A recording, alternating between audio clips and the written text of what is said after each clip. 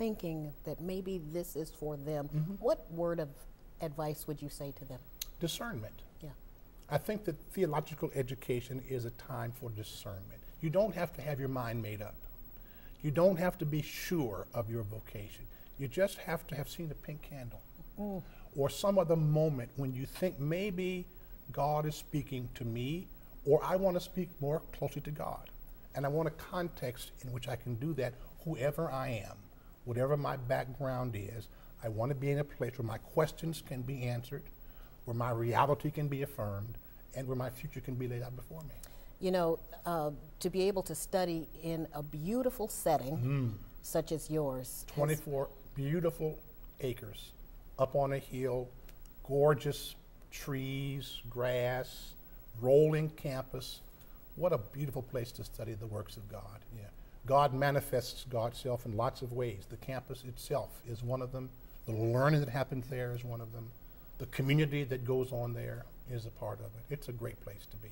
You know, this is Sunday morning, and some people are getting up, getting ready for church. Getting ready to go. There are others who may be getting up, going off to do something else. I think it's important to talk about the state of the church in the year 2012, and that's something that I'd like to discuss with you in just a bit. Very good. We do have some facts in terms of the numbers of people who attend church and the numbers of people who don't, so we'll be right back.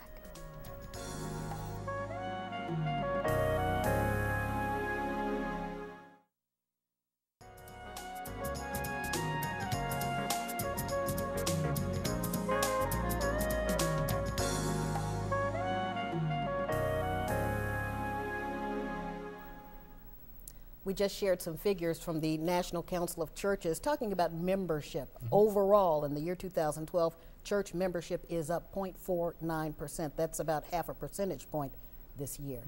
But you say in other areas it's down. It's down significantly. There is quite a divide that is beginning to manifest itself, and has for about 20 years now, among that part of the church family that we would consider conservative evangelical Christians that sometimes present themselves with a rather conservative social agenda around issues of abortion or same-sex marriage.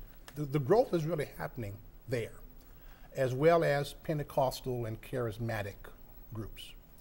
Where it is not growing are the traditional mainline churches, Baptist, Presbyterians, United Methodist, Episcopalians. They've been in decline for 20 to 25 years. Why? Well, I think maybe their methods, their style of worship, maybe the culture has moved past them. They're a little slow to adapt to the changes that are going on in the world.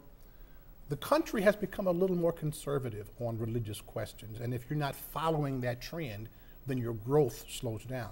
So people are going to where this evangelical or Pentecostal sweep happens to be taking place.